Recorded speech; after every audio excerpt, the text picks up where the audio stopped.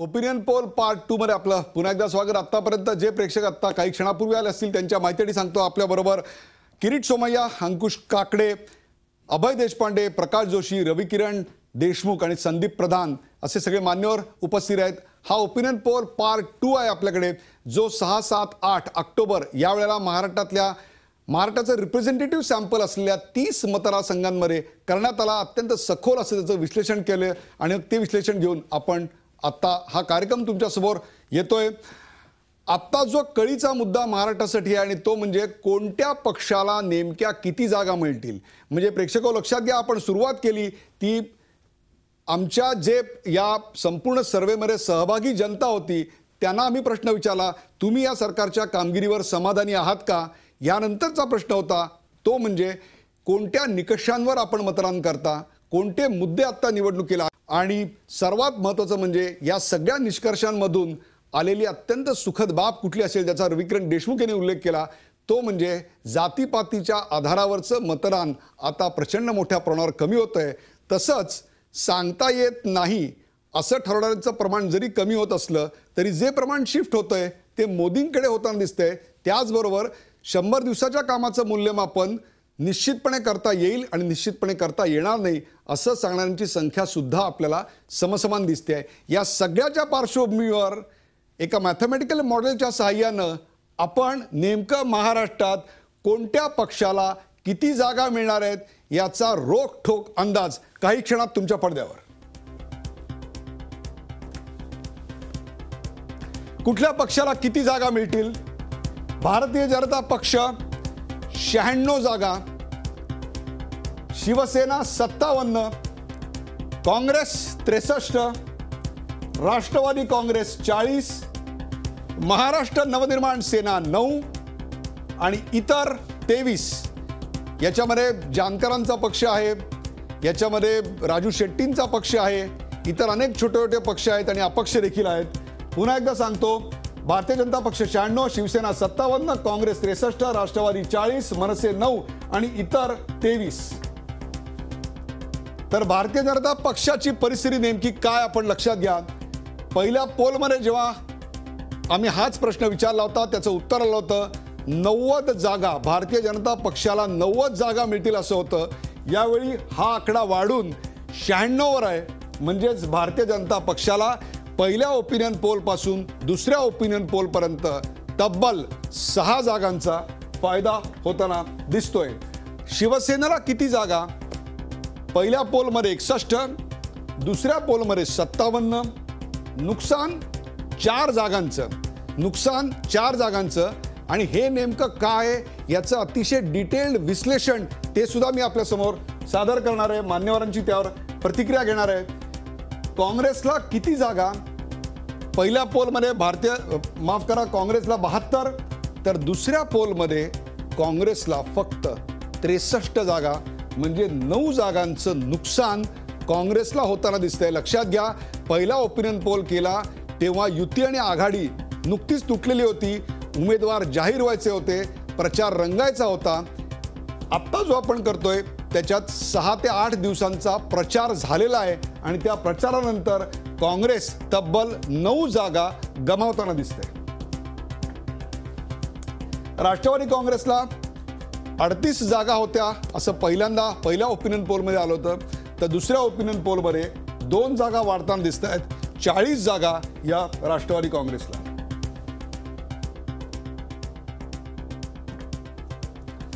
मनसे पहिल्या पोलमध्ये 6 जागा, दुसऱ्या पोलमध्ये 9, म्हणजेच मनसेला 3 जागांचा फायदा होताना दिसतोय।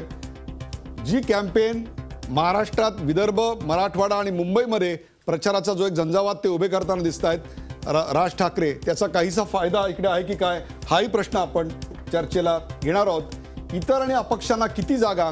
इतर आणि अपक्षांच्या जागा 21 वरून 23 वर, म्हणजे 2 जागा वाढताना आपल्याला दिसत आहेत। आपण पाहिलं असेल की भारतीय जनता पक्षाला 6 जागा वाढताना दिसत आहेत, काँग्रेसच्या जागा आपल्याला 9 जागांनी कमी होताना दिसत आहेत, शिवसेनेच्या जागा आपल्याला 4 ते 5नी कमी होताना दिसत आहेत, तर राष्ट्रवादी काँग्रेसच्या जागा 2 जागा वाढताना, तर मनसेच्याही 3 जागा वाढताना दिसत आहेत आणि इतर अपक्षांच्या 2 जागा वाढताना दिसत आहेत. It's actually a good news for BJP. पहिली प्रतिक्रिया अर्थातच किरीट सोमय्या.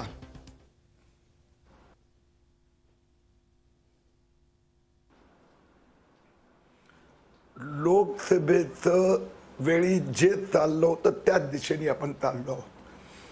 आपल्याला आठवत असेल की एप्रिल 2014 मध्ये निवडणुका मतदान झाल्या. जानेवारीमध्ये मोदी एकदम नॅशनल प्लॅटफॉर्मवर एक मोठे लीडर एस्टॅब्लिश झाले. आपण त्यावेळीचे ओपिनियन पाहिलात ना, तर हे दिसेल आपल्याला हळूहळू लोकांना मोदीवर किंवा बाबा काँग्रेसला एक विकल्प पर्यायी सरकार येऊ शकते किंवा चांगलं सरकार येऊ शकते असं टप्प्याटप्प्याने ओपिनियन पोलमध्ये रिफ्लेक्ट व्हायला लागलं होतं. महाराष्ट्रात तसंच चाललेलं आहे होत. आता लोकांना असं वाटायला लागलंय की भारतीय जनता पक्ष एकटा सरकार बनवू शकते. बघा, आज पण आपल्या सर्वेमध्ये 32% लोक म्हणतात भाजपचं सरकार येऊ शकते. म्हणजे हळूहळू लोकांमध्ये आत्मविश्वास वाढायला लागलाय. 1985 मध्ये, जसं 1984 मध्ये लोकसभेत कुठला तरी एका पक्षाला स्पष्ट बहुमत मिळालं होतं, 30 वर्षांनी देशात मिळाला. सिमिलरली 1985 मध्ये महाराष्ट्रात एका पक्षाला एवढं जबरदस्त बहुमत मिळालं होतं 30 वर्षांनी. म्हणजे 2014 मध्ये आता लोक त्याच दिशेने चाललेले आहेत. एका पक्षाला बहुमत द्या, हे आघाडी किरीट भाई, मी तुमच्या उत्साहावर विरजण घालू इच्छित नाही, परंतु तुम्ही एक लक्षात घ्या किरीट भाई, हिअर मी आउट. तुमचा पक्ष 90 वरून 96 वर गेला तरी सुद्धा तुमचा पक्ष स्पष्ट बहुमताकडे जाईल अशी आता चिन्ह दिसत नाहीयेत. म्हणजे एक प्रकारे युती तुटल्याचा फायदा सर्वात जास्त तुम्हाला होताना दिसतोय, परंतु स्पष्ट बहुमताकडे तुम्ही आता जाताना दिसत नाही आहात.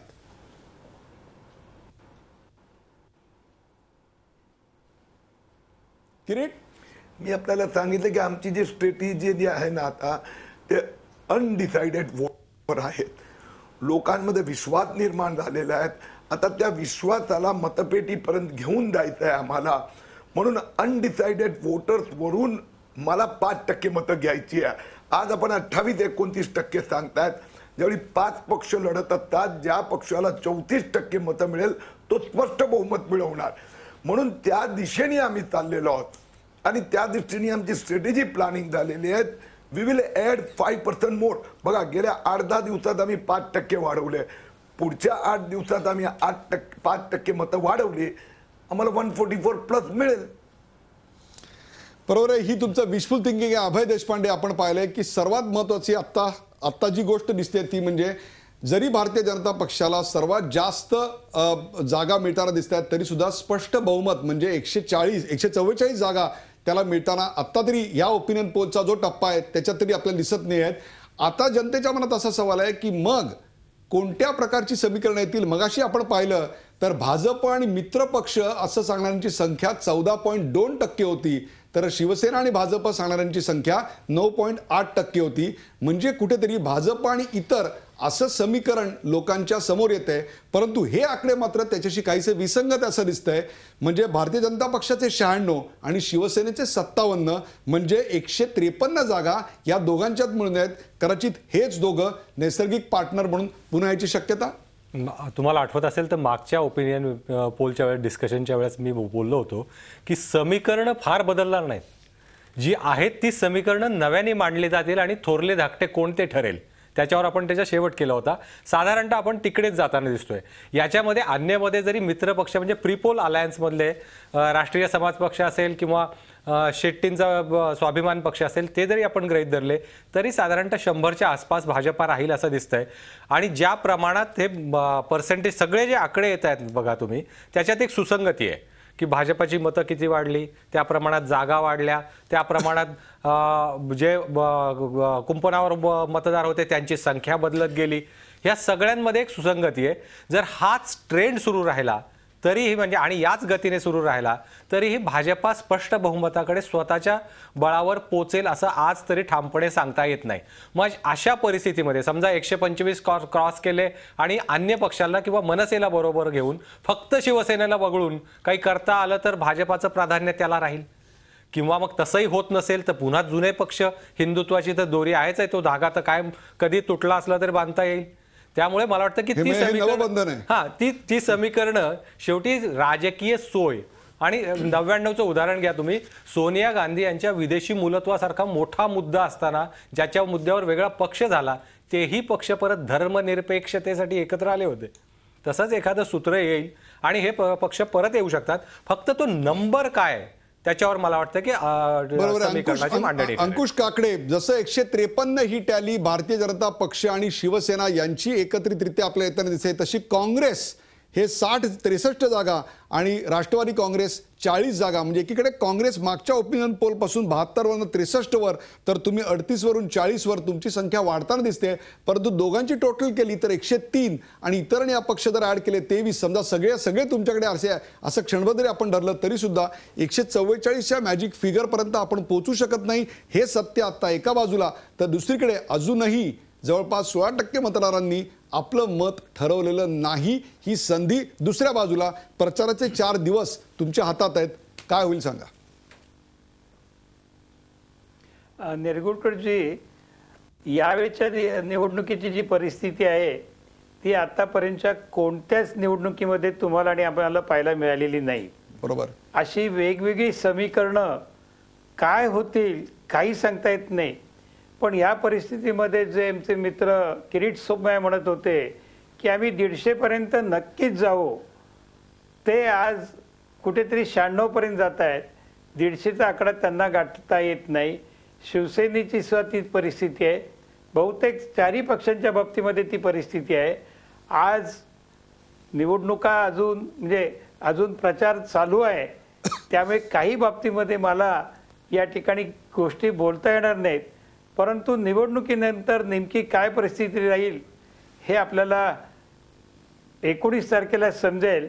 पण या सगळ्या परिस्थितीवरून अंकुश काकडे, तुम्ही एक न बोलता महत्वाचं विधान करताय की आता तुम्हाला अनेक गोष्टी बोलता येत नाहीयेत, ज्याचं सुतोवाच मगाशी संदीप प्रधानांनी अत्यंत उघडपणे केलेलं होतं. त्याच गोष्टी आहेत की काय, हे जर असेल तरी आधी बोलून गेलेले आहेत.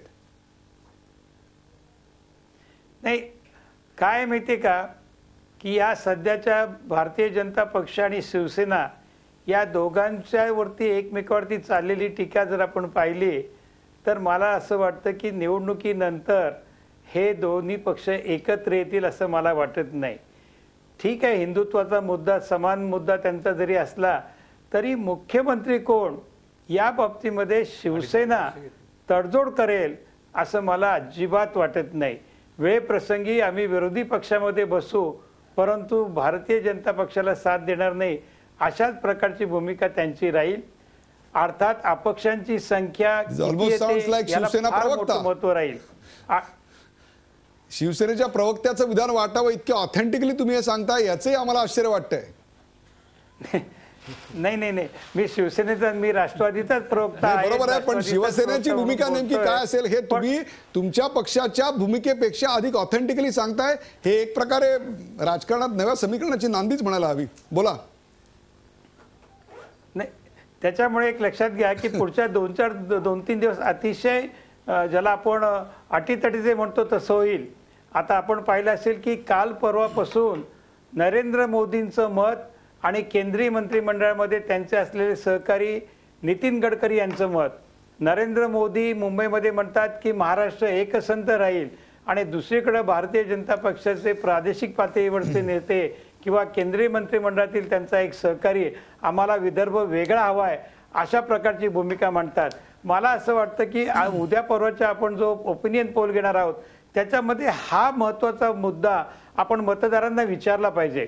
हा जर मतदारांना मुद्दा विचारला तर कदाचित त्या बाबतीमध्ये किंवा मतदारांमध्ये देखील हा नरेंद्र मोदी कुठेतरी एक बोलतायत आणि प्रादेशिक नेते वेगळं बोलतायत आणि महाराष्ट्राचे तुकडे करण्याचा प्रयत्न करतायत यावरती देखील बरंचसं चित्र अवलंबून राहील आणि तो मुद्दा आम्ही बरोबर आहे. पुढच्या 1-2 अंकुशजी, दिवसामध्ये सातत्याने प्रचारामध्ये लावणार अंकुशजी, आहोत.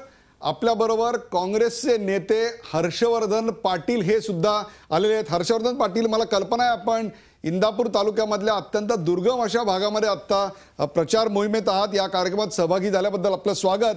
Just to connect with you with the entire programme, मागच्या वेळेसारखेच प्रश्न लोकांना विचारलेले होते. त्यात पहिला प्रश्न होता की आपण या सरकारच्या कामगिरीवर समाधानी आहात का? तर असमाधानी असणाऱ्यांची संख्या वाढली आहे, तर कुंपणावर असणाऱ्यांची संख्या कमी होते.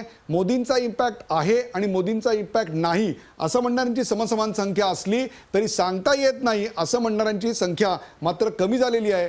अजूनही लोक व्यक्तिगत काम आणि एखाद्या उमेदवाराचं काम आणि त्याची पर्सनॅलिटी यालाच जास्त महत्त्व देताना आढळत आहेत. आणि यानंतरचा सर्वात मोठा प्रश्न होता तो म्हणजे कोणत्या पक्षाला किती जागा नेमक्या मिळतील. मला माहिती आहे आपल्या समोर टेलिव्हिजन सेट आहे की नाही, परंतु तुमच्या माहितीसाठी म्हणून सांगतो, 90 वरून भारतीय जनता पक्ष 96 जागांवर जाताना दिसतोय. शिवसेना 61 वरून दिसते, तर राष्ट्रवादी काँग्रेस मार्जिनल इन्क्रीज 38 वरून 40. मनसे 50% यश वाढताना दिसतंय. अर्थात त्यांचा बेस खूप स्मॉल आहे. 6 वरून 9 वर आणि इतर 21 वरून 23 वर. एक प्रकारे तुमचा पक्ष घसरताना दिसतोय. याचं एकमेव कारण प्रचार सुरू झाल्यानंतरचा हा सर्वे आहे. कुठंतरी प्रचारामध्ये सुसूत्रता नाही, त्याचा इम्पॅक्ट इतर पक्षांसारखा आम्हाला दिसत नाही. त्याचाच दृश्य परिणाम इकडे आपल्याला दिसतोय. काय सांगाल? नाही, एकतर मला सुरुवातीला मी दिलगिरी व्यक्त करतो की थोडा उशीर झाला यायला, परंतु प्रचाराच्या सभा होत्या त्यामुळं 10 वाजेपर्यंत सभा संपून आता मी आलेलो आहे. एकंदरीत मी आता आकडेवारी पाहिली, परंतु मागचा जो सर्वे आपला होता तोच बऱ्यापैकी तोच सर्वे आपल्या माध्यमातून दिसतोय. तर त्याच्यामध्ये काय फार थोडा मार्जिनल कमी किंवा जास्त असा आपला सर्वे दाखवतोय. पण एकंदरीत चित्र जर आज महाराष्ट्रामधलं जर बघितलं आपण तर फक्त भारतीय जनता पक्षाची वन मॅन प्रचाराची पद्धत दिसते आम्हाला इथं. आणि त्याचा ठीक आहे, त्यांच्या सभा होत असतील, परंतु सभेमुळं मतदान आपल्याला वाढेल अशी काही परिस्थिती तर मला काही जाणवत नाही. फील्डवरती जे काम चाललेलं आहे उदयजी, फील्डवरती जे काम चाललेलं आहे, कारण आम्ही अनेक भागात महाराष्ट्रात गेलेलो आहे, तर फील्डवरचं काम प्रत्यक्षपणे वेगळं आहे. आणि हे सांगता येत नाही म्हणणाऱ्याची जी संख्या आहे ना आपल्या सर्वेप्रमाणे, तर ती निर्णायक संख्या आहे. आणि मी आपल्याला आजही सांगतो की निश्चितपणानं काँग्रेसची परिस्थिती या 5-6 दिवसामध्ये खूप सुधारलेली आहे.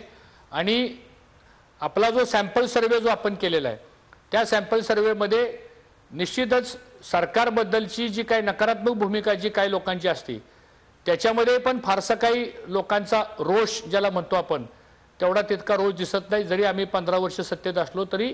आणि आमची एकच थीम आहे उदयजी की विकास कामावर आम्ही लोकांना मतं मागतोय. आम्ही कोणावरही वेगळ्या प्रकारची टीका करत नाही, आम्हाला कोणाबद्दल आरोप करायचे नाहीत.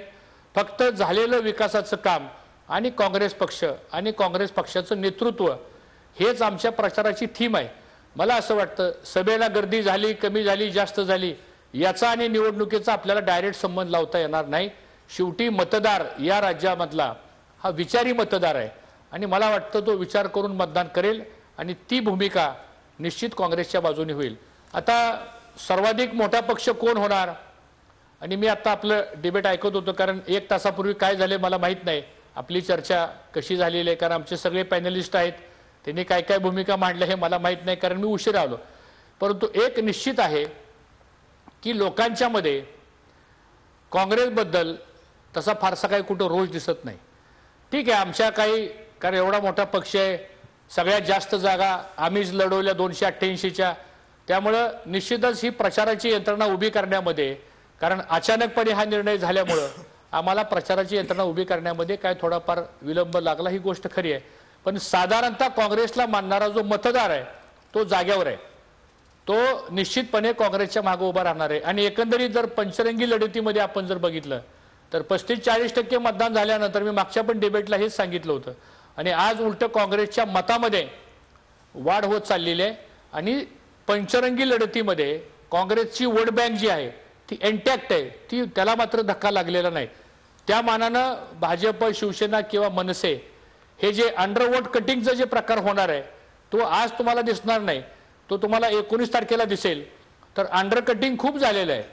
काही विशिष्ट मुद्द्यावरती आपण ज्यावेळेस लोकांना मतदान मागतो, एक विशिष्ट आयडिओलॉजी आपण लोकांच्या समोर ज्यावेळेस मांडतो, त्यावेळेस निश्चितपणानं त्याची विभाजन जे आहे ते मोठ्या प्रमाणात होत आहे. आणि म्हणून त्याचा फायदा काँग्रेसला होईल. काँग्रेसच्या मतदानामध्ये कुठेही घट झालेली दिसत नाही असं माझं पॉइंट वेट स्पष्ट दावा आहे. काँग्रेसच्या याउलट मतदानामध्ये पॉइंट वेट एका ब्रेकची वेळ झाली. हर्षवर्धनजी, तुम्ही तुमची भूमिका मांडलेली आहेत. काँग्रेसच्या पारंपरिक मतदारांमध्ये कोणत्याही प्रकारची घट झालेली नाही. प्रेक्षकांच्या माहितीसाठी म्हणून सांगतो, 2009च्या निवडणुकीचा जर आपण लेखाजोखा मांडला तर आपल्या असं लक्षात येईल की 5% कमी फरकानं हरलेल्या काँग्रेसच्या जागा या जवळपास 16 होत्या, तर भारतीय जनता पक्षाच्याही 16 होत्या. तर सर्वात जास्त कमी फरकानं म्हणजे दुर्दैवानं हरलेल्या जागा या सर्वात जास्त, याचा सर्वात जास्त फटका जर कोणाला बसला असेल तर तो शिवसेनेला बसलेला आहे. शिवसेनेने अत्यंत थोड्या मतांनी प्रचंड मोठ्या प्रमाणात जागा गमावलेल्या होत्या. 61वर त्यांच्या ज्या 5 जागा आपल्याला कमी होताना दिसत आहेत त्याच जागा आहेत की काय, विभागवार त्याचं विश्लेषण आपण करणार. पण एका ब्रेक नंतर कुठे जाऊ नका, पाहत राहा झी 24 तास. आपण पाहताय opinion poll part 2.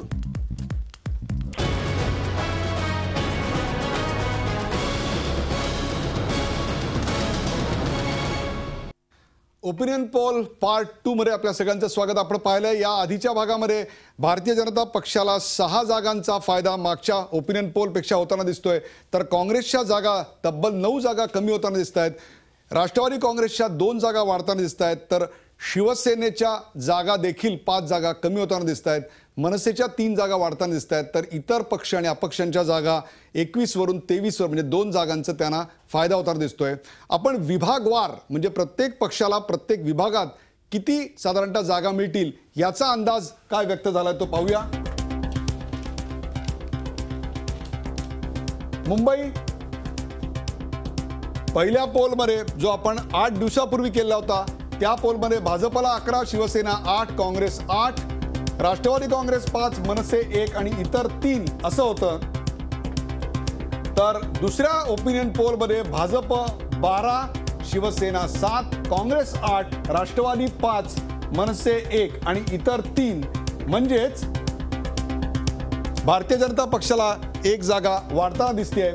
Thane Palghar यांचा जर ओपिनियन पोल जो 8 दिवसापूर्वी आपण पाहिलेला होता त्या ओपिनियन पोलमध्ये भारतीय जनता पक्षाला 8, शिवसेनेला 5, काँग्रेसला 6, राष्ट्रवादी काँग्रेसला 3, मनसेला 1 आणि इतरांना देखील 1.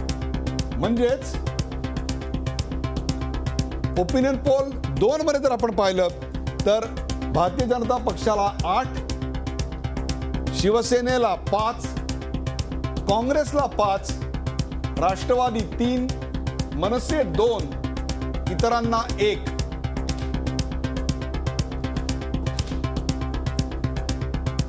आपण तुलना पाहूया. ओपिनियन पोल 1 आणि ओपिनियन पोल हे 2 जर पाहिले तर शिवसेना आणि भाजप यांच्या पोल फोरकास्ट मध्ये काही फरक पडताना दिसत नाही. तर काँग्रेस 1 जागा कमी तर मनसेला 1 जागा वाढताना दिसतेय. आपण कोकणाकडे जाऊया. कोकणामध्ये पहिला ओपिनियन पोल केला त्यात भारतीय जनता पक्षाला माफ करा. दुसरा ओपिनियन पोल त्याच्यामध्ये भारतीय जनता पक्षाला 5, शिवसेना 3, काँग्रेस 3, राष्ट्रवादी 2, मनसे 0 आणि इतर 2 अशा प्रकारचा 1 आणि 2 ची तुलना जर केली तर आपल्या असं लक्षात येईल की काँग्रेसला 1 जागा कमी होताना दिसतेय, तर इतरांची 1 जागा कदाचित हा शेकापा असेल की काय हाही एक सवाल आहे. पनवेलमधली जागा त्यांची वाढताना दिसते ती काँग्रेसकडनं हिसकावून घेतात की काय असाही आपल्याला एक भाग दिसतोय.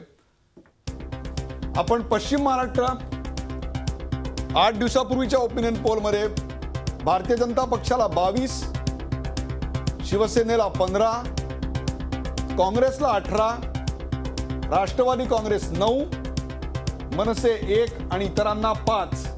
पहिल्या ओपिनियन पोलचे हे आकडे होते. तर दुसऱ्या ओपिनियन पोलमध्ये भारतीय जनता पक्ष 25, शिवसेना 23 आणि इतर याच्यामध्ये स्वाभिमानी पक्ष हा प्रामुख्याने असू शकतो. आता 1 आणि 2 ची तुलना केली तर काँग्रेसला 3 जागांचं आणि शिवसेनेला 1 जागांचं नुकसान, तर भाजप, मनसे इतर आणि राष्ट्रवादी आणि इतर यांना 1-1 जागा वाढताना आपल्याला दिसते. पश्चिम महाराष्ट्राचं चित्र हे काहीसं आपल्याला या ओपिनियन पोलमध्ये बदलताना दिसतंय.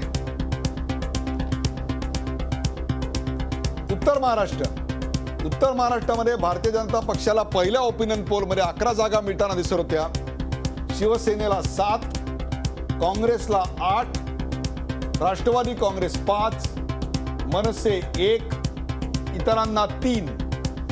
तर दुसरा ओपिनियन पोल जो ताजा आत्ता केलेला आहे त्याच्यामध्ये भारतीय जनता पक्षाला 12, शिवसेनेला 7, काँग्रेसला 8, राष्ट्रवादी 5, मनसे 1 आणि इतरांना 2 जागा आपल्याला मिळताना दिसत आहेत.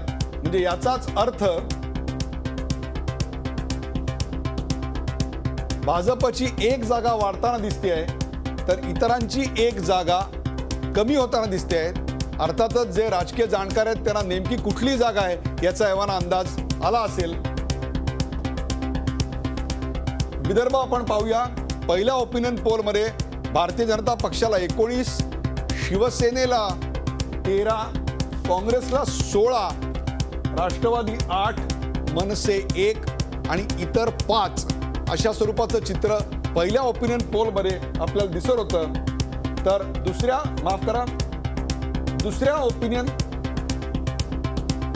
ओपिनियन पोलमध्ये भारतीय जनता पक्ष 21, शिवसेना 12, काँग्रेस 14, राष्ट्रवादी काँग्रेस 9, मनसे 2 आणि इतर 4. म्हणजे जर आपण तुलना केली तर आपल्या लक्षात येईल की भारतीय जनता पक्षाच्या 2 जागा, शिवसेनेला 1 जागांचा फटका, काँग्रेसला 2 जागांचा फटका, तर राष्ट्रवादी आणि मनसेला 1-1 जागा वाढताना, तर इतर पक्षांची 1 जागा कमी होताना दिसते आहे. 66 जागांचा हा विदर्भ, त्याची ही एक तुलना आपल्या सगळ्यांच्या समोर. आपण मराठवाड्यामध्ये जाऊया. मराठवाड्यामध्ये ओपिनियन पोल 1 जेव्हा केला तेव्हा भारतीय जनता पक्षाला 14, शिवसेनेला 10, काँग्रेसला 12, राष्ट्रवादी काँग्रेसला 6, मनसेला 1 आणि इतरांना 3 अशा स्वरूपाचं चित्र होतं. तर ओपिनियन पोल 2 मध्ये जो आत्ता ताजा आपण जनमत चाचणी केलेली आहे त्या जनमत चाचणीमध्ये भारतीय जनता पक्ष 15, शिवसेना 9, काँग्रेस 10, राष्ट्रवादी काँग्रेस 6, मनसे 1 आणि इतर 5. पुन्हा एकदा सांगतो, काँग्रेस 10 आणि राष्ट्रवादी काँग्रेस 6. म्हणजेच भारतीय जनता पक्षाला 1 आणि इतरांना 2 जागांचा फायदा, तर शिवसेनेला 1 जागांचा फटका, तर काँग्रेसला 2 जागांचा फटका मिळताना दिसतोय. आपण संपूर्ण हा चित्र पाहिल्यानंतर आपल्या लक्षात आलं असेल की महाराष्ट्राचं चित्र हे नेमकं कसं आहे.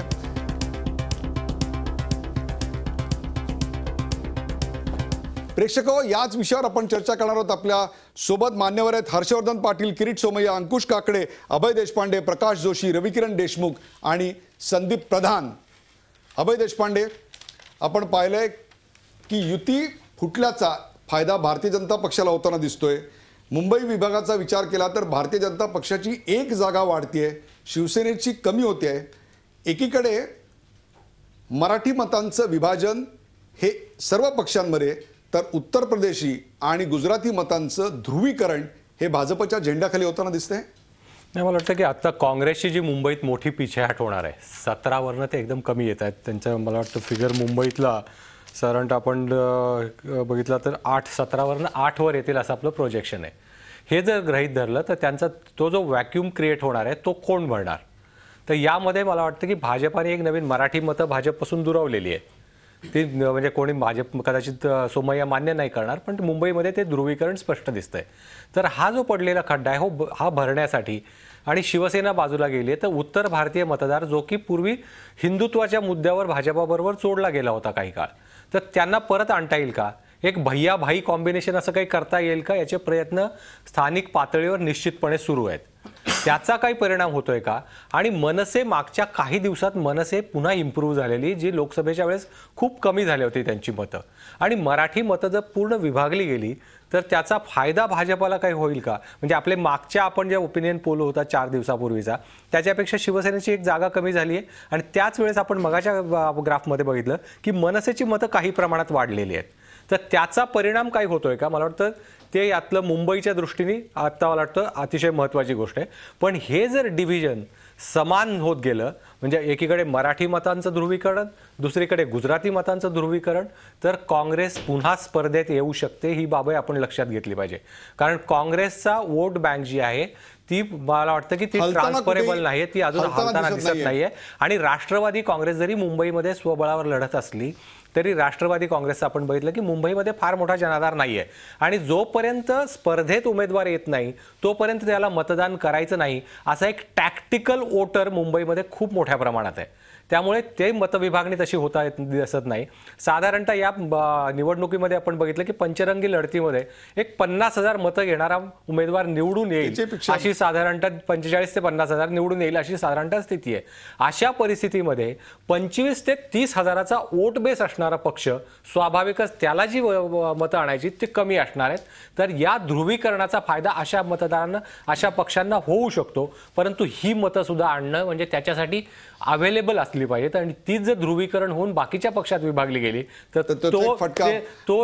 याच्यावर किरीट सोमय्या यांचं मत मी जाणून घेणार आहे. पण आधी जातोय हर्षवर्धन पाटील यांच्याकडे. हर्षवर्धन पाटील, पश्चिम महाराष्ट्रामध्ये काँग्रेसच्या जागा कमी होताना दिसत आहेत. नेमकं काय कारण असेल? मोदींच्या सभांनंतर वातावरण ढवळून निघालं, काही इम्पॅक्ट झाला असं वाटतंय आपल्याला? नाही उदयजी, याच्यामध्ये एक 2-3 गोष्टी आपल्याला निश्चितपणानं चर्चा करावी लागेल. त्याच्यामध्ये पहिला मुद्दा असा आहे की आता जे आबेईने जे मुद्दा मांडला की काँग्रेसचं जे मतदान आहे ते पारंपरिक मतदान आहे, ते इंटॅक्ट आहे, त्या मतामध्ये कुठल्या प्रकारची विभाजन होणार नाही अशी स्पष्ट भूमिका आता खाली दिसते आम्हाला काम करताना. दुसरा महत्त्वाचा मुद्दा असा आहे की जे युतीमधलं जे मतदान होतं, ज्याच्या आधारे लोकसभेला मतदान झालं, तर त्याच्यामध्ये विभाजन खूप मोठ्या प्रमाणात होत आहे. आणि निश्चितच आहे की ज्या पक्षाची सुरुवात 20-25 हजार मतांनी होणार आहे उमेदवाराची, त्याला 15-20 हजार मतं एकट्ठा करणं काय फार अवघड आहे असं मला वाटत नाही.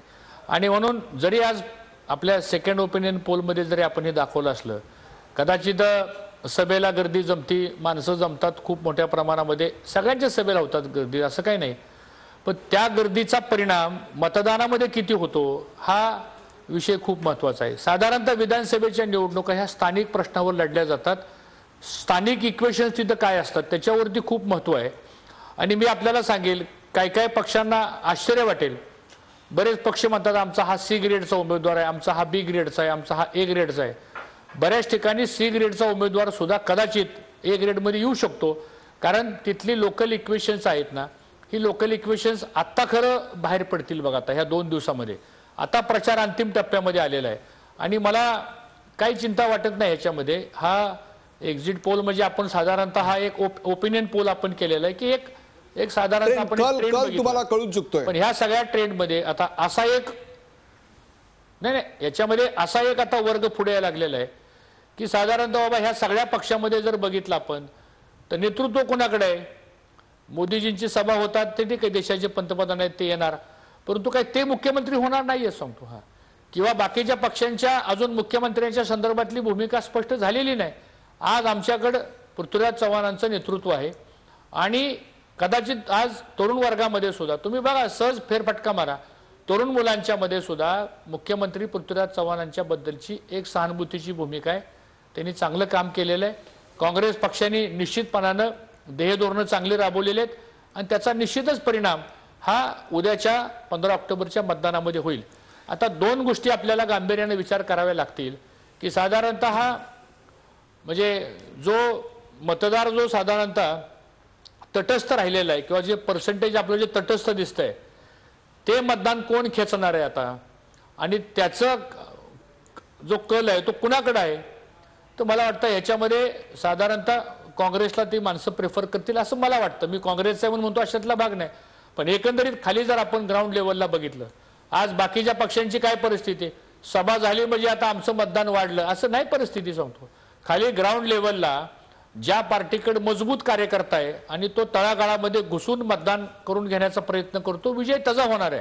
आणि तो जो स्विंग आहे ना, तो स्विंग आता ह्या 2-3 दिवसामध्ये होणार आहे मला असं वाटतं. आणि ज्याच्याकडं बूथ लेवलला काम करायला कार्यकर्ता आहे, ज्या पक्षाकडं हमखास वोट बँकचा बेस आहे, आणि तो मला असं वाटतं पारंपरिक मतदान हे काँग्रेस पक्षाचं आहे.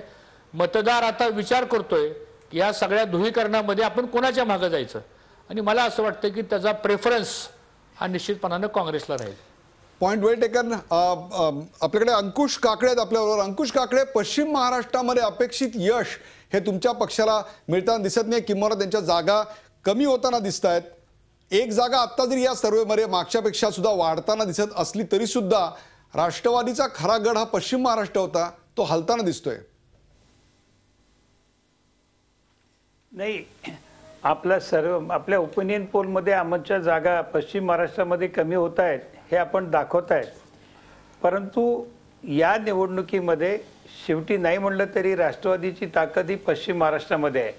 आम्ही पश्चिम महाराष्ट्रामध्ये या निवडणुकीमध्ये अतिशय जाणीवपूर्वक लक्ष दिलेलं आहे. अनेक ठिकाणी नुकत्याच झालेल्या जिल्हा परिषदांच्या निवडणुका आहेत, त्या निवडणुका मी विधानसभेच्या निवडणुका डोळ्यासमोर ठेवून केलेल्या आहेत.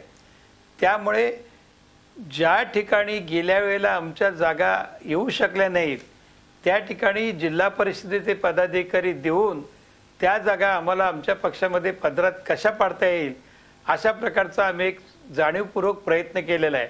आणि त्याचा फायदा आम्हाला पुणे जिल्हा परिषदेमध्ये, सातारा जिल्हा परिषदेमध्ये हा निश्चितच त्या ठिकाणी पाहायला मिळेल. आज आपण म्हणाल की पण मी तुम्हाला एक खात्रीपूर्वक सांगू इच्छितो की पश्चिम महाराष्ट्रामध्ये कोणत्याही परिस्थितीमध्ये राष्ट्रवादी काँग्रेस पक्ष आमच्या जेवढ्या जागा होत्या तेवढ्या तर आम्ही ठेवूच. कदाचित जागांची विजयाची अदलाबदल होऊ शकेल. मतदारसंघामध्ये गेल्या वेळेला आम्ही विजय मिळवला होता, कदाचित मध्ये कदाचित आमचा पराभव होईल, पण जी मध्ये आमचा गेल्या वेळेला पराभव झालेला होता ती जागा आम्ही मिळू शकू.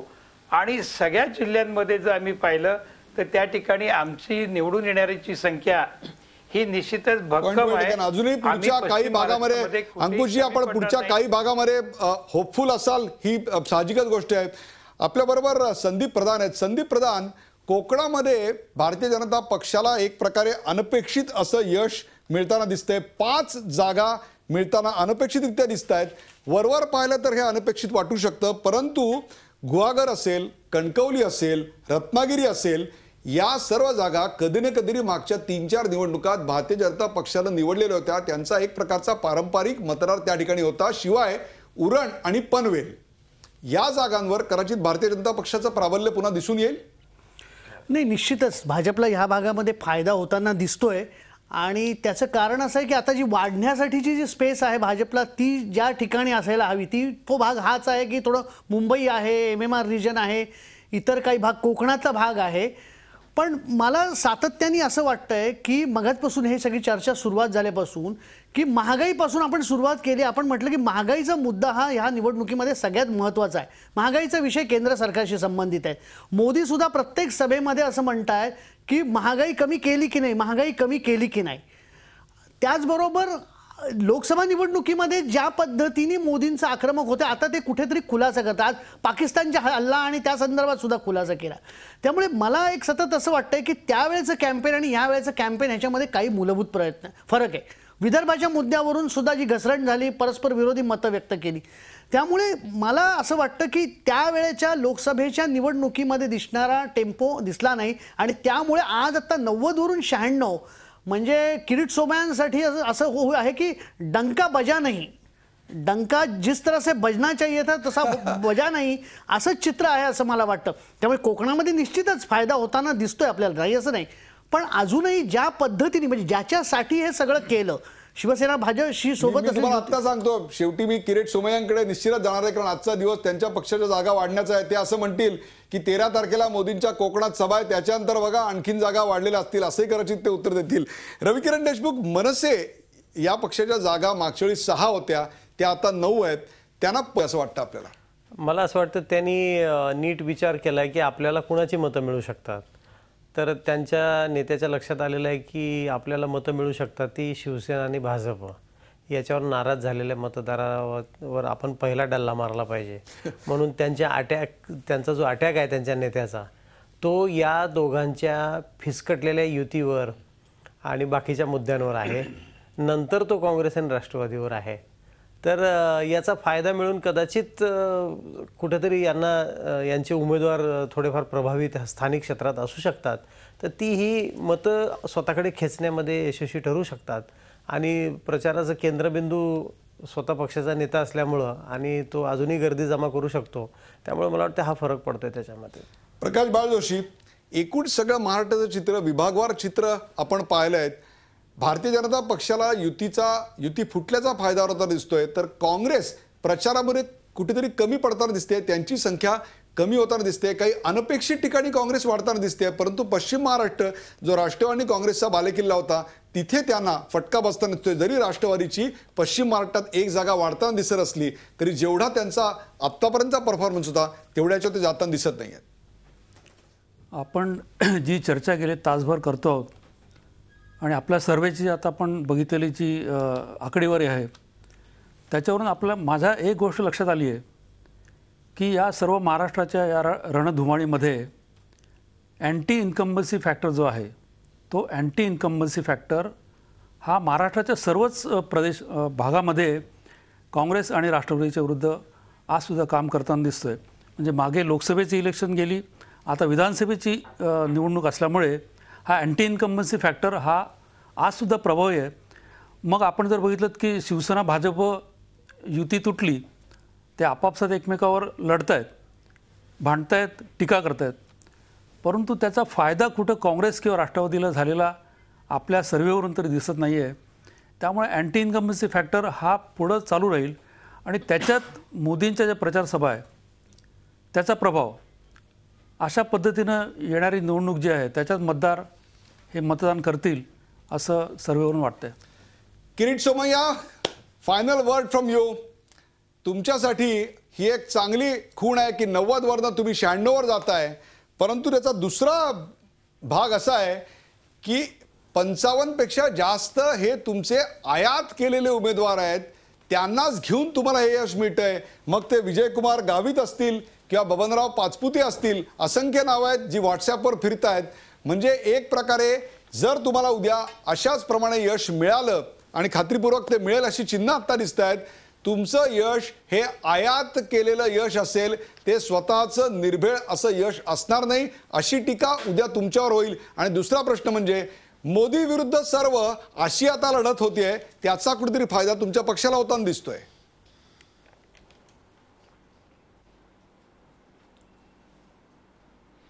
उद्या मला एक गोष्ट नेहमी जरा वाईट वाटतं. मी या मुंबईत पैदा झालो, माझी बायको मराठी, माझा मुलगा आता काय म्हणायचं मराठी गुजराती काय, परंतु आपल्या पॅनलवर पण काही आता असे आहेत. मला वाईट वाटतंय की न्यूज आणि व्ह्यूज ह्या अशा प्रकाराने ते बघतात. म्हणजे असूया हे मला मान्य आहे, तो मनुष्य स्वभाव आहे. लोकसभेच्या निवडणुकीत यापैकी एकाने सातत्याने किरीट सोमय्या एंटी मराठी ओ त्यानंतर 3,18,000 जिंकल्यानंतर तर कबूल करण्याची हिंमत असली पाहिजे. मला सांगा, मुंबईत तुम्ही म्हणतात भाजप हे गुजराती भाई आणि भैयावाद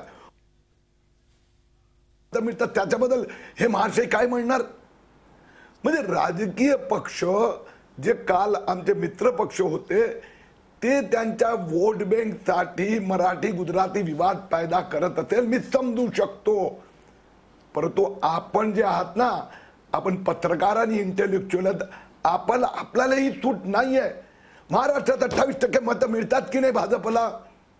मुंबईत तुम्ही 11-12 सीट देतायत, बाकी 81, 82, 85 सीट हे महाराष्ट्रात आहे ना, तिथे कुठला भाई भैयावाद? हे जे मत आहे हे मी स्पष्टपणे सांगतो बदलाव आहेत.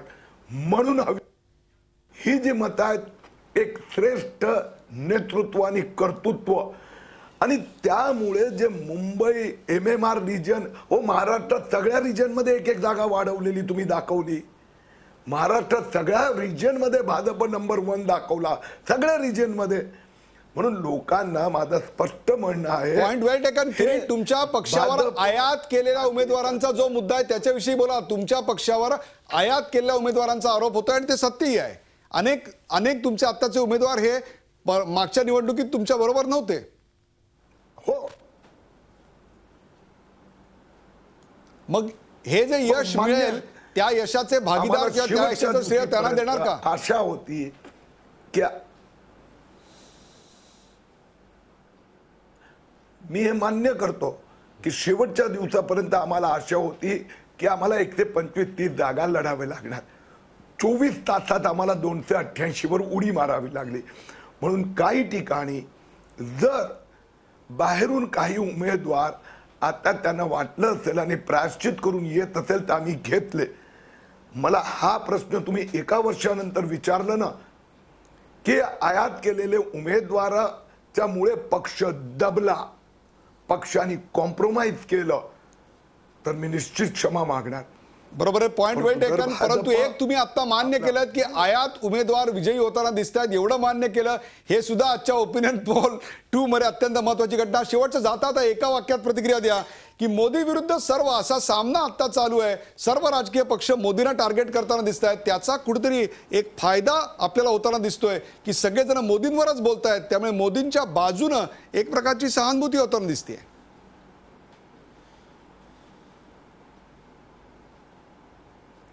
सर्टनली मोदी म्हणजे विकास, मोदी म्हणजे विजन.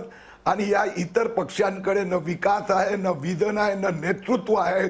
म्हणून हे आता पद्धतीने मोदी विरुद्ध काहीतरी स्पेस बोलण्यामुळे स्पेस मिळते, स्पेस आपल्या चॅनलवर, त्यासाठी धडपडतात. पण जाऊ द्या, ठीक आहे, सगळे काही ना काही तडफडत असतात, धडपडत असतात. किरीटभाई 15 ऑक्टोबर पर्यंत. किरीटभाई, अशा प्रकारच्या कॉमेंट करण्यामध्ये तुमचा हात भारतीय जनता पक्षात महाराष्ट्रात तरी कोणी धरू शकत नाही, एवढं मात्र मी आता नक्की सांगतो. प्रेक्षकांनो, गेले 2 तास आपण महाराष्ट्राचा ओपिनियन पोल 2 बघत होतात. जी मंडळी कामं करून उशिरा आली असतील त्यांच्यासाठी जाता जाता एका दृष्टिक्षेप म्हणून 2009 आणि ओपिनियन पोलच्या 2च्या जागांची तुलना. भारतीय जनता पक्ष 2009 मध्ये 46 जागा होत्या, त्यांना 96 म्हणजे 50, तब्बल 50 जागांचा फायदा भारतीय जनता पक्षाला होताना दिसतोय. तर शिवसेना 44 वरून 57 म्हणजे 13 जागांचा फायदा त्यांना होताना दिसतोय. काँग्रेस 19 जागांचं नुकसान, 82 वरून 63 जागा. राष्ट्रवादी 62 वरून 40 म्हणजे जवळपास 22 जागांचं नुकसान. मनसे 13 वरून 9 म्हणजेच एक प्रकारे मार्जिनली जागांचं नुकसान.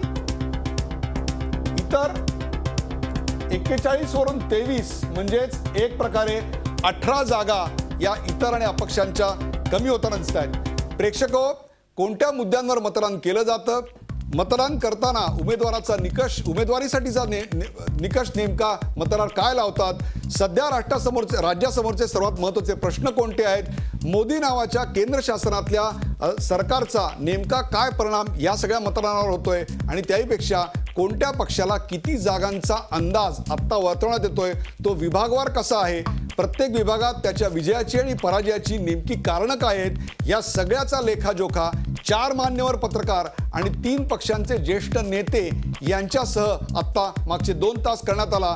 It's advantage BJP but not A complete win for BJP. 23% undecided voter ज्यांनी अजून आपलं मत बनवलेलं नाही, ती वोट बँक आत्ता सर्व पक्षांसाठी अत्यंत महत्त्वाची आणि कळीची असणार आहे. आणि त्याच्याच करता मतदानाचा टक्का नेमका किती आहे हे महत्त्वाचं असणार आहे. त्यामुळे मतदान वाढवा एवढ्याच अपेक्षा आमच्या सर्व पॅनलकडून व्यक्त करतो. या कार्यक्रमात सहभागी झाल्याबद्दल सर्व मान्यवरांचे आभार. ताज्या बातम्यांसाठी पाहत राहा झी24 तास. राहा एक पाऊल पुढे.